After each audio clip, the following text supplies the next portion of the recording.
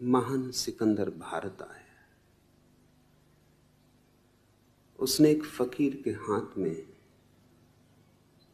एक चमकती हुई चीज देखी। पूछा, क्या है? वह फकीर बोला, बताऊंगा नहीं, बता नहीं सकूंगा। यह राज बताने का नहीं। लेकिन सिकंदर जिद पे अड़ गया। उसने कहा, हार मैंने माननी जीवन में कभी सीखी नहीं, जानकर रहूंगा। तो फकीर ने कहा, एक बात बता सकता हूं कि तुम्हारी सारी धन दौलत इस छोटी सी चीज के सामने कम वजन की है।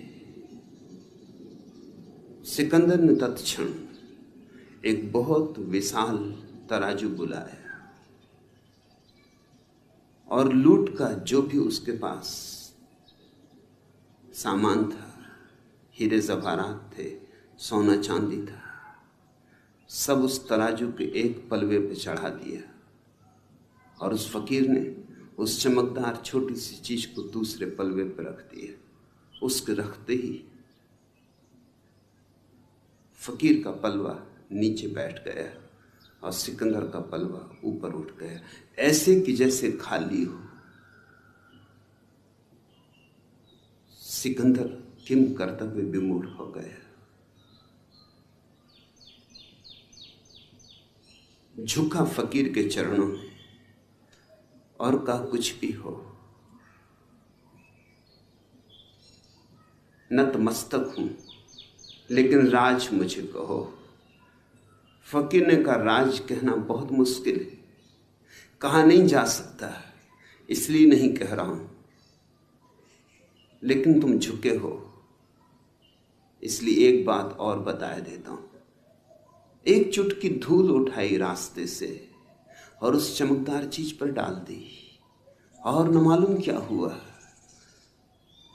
कि फकीर का पलवा एकदम हल्का हो गया और ऊपर की तरफ उठने लगा, और सिकंदर का पलवा भारी हो आया और नीचे बैठ गया। स्वभाव था सिकंदर तो और भी चकित हुआ। उसने कहा, यह मामला क्या है? तुम पहेलियों को और पहेलियां बना रहे हो और उलझा रहे हो।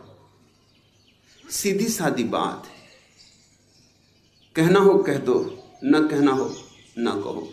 उस फकीर ने कहा, अब कह सकता हूं। अब तुम जिज्ञासा से पूछ रहे हो, अब जोर जबरदस्ती नहीं।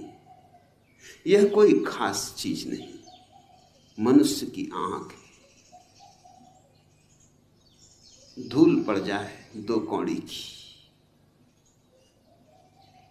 धूल हट जाए तो इससे बहुमूल्य और कुछ भी नहीं। सारी पृथ्वी का राज्य भी नहीं, सारी धन दौलत फीकी है।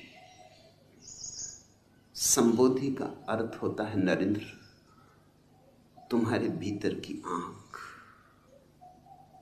और कुछ ज्यादा कठिनाई की बात नहीं, थोड़ी सी धूल पड़ी है, सपनों की धूल।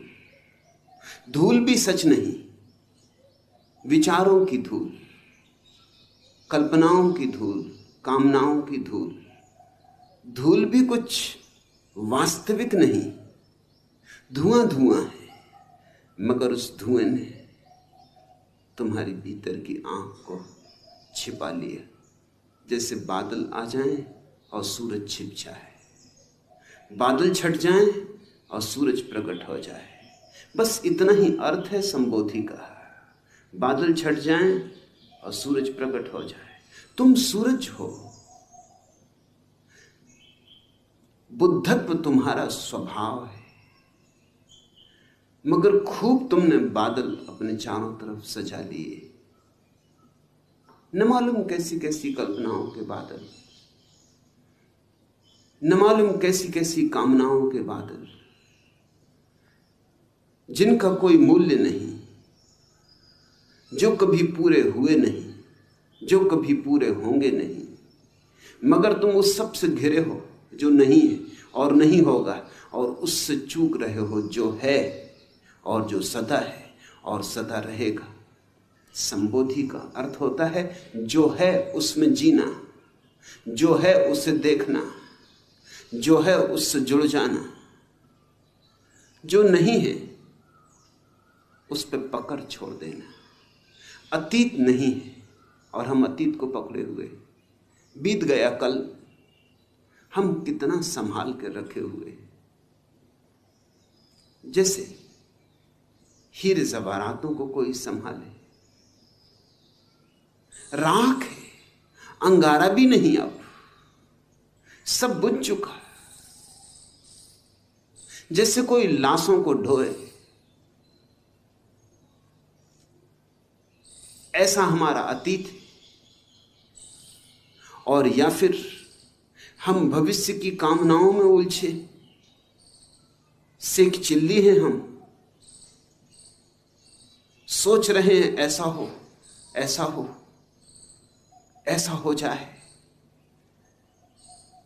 कितने सपने तुम फैलाते हो, कितने सपनों के जाल बुनते हो, और इन दो चक्कियों के पाटों के बीच जो दोनों नहीं है, अतीत नहीं है, नहीं हो चुका, भविष्य नहीं है, अभी हुआ ही नहीं, इन दो नहीं के बीच जो है वर्तमान का छोटा सा क्षण, वो दबा जा रहा है।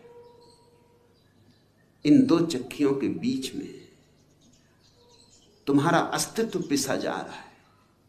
अतीत से और भविष्य से जो मुक्त हो गया वह संबुद्ध है, वह बोधि को उपलब्ध हुआ, उसकी आंख खुली, उसकी आंख से धूल हटी।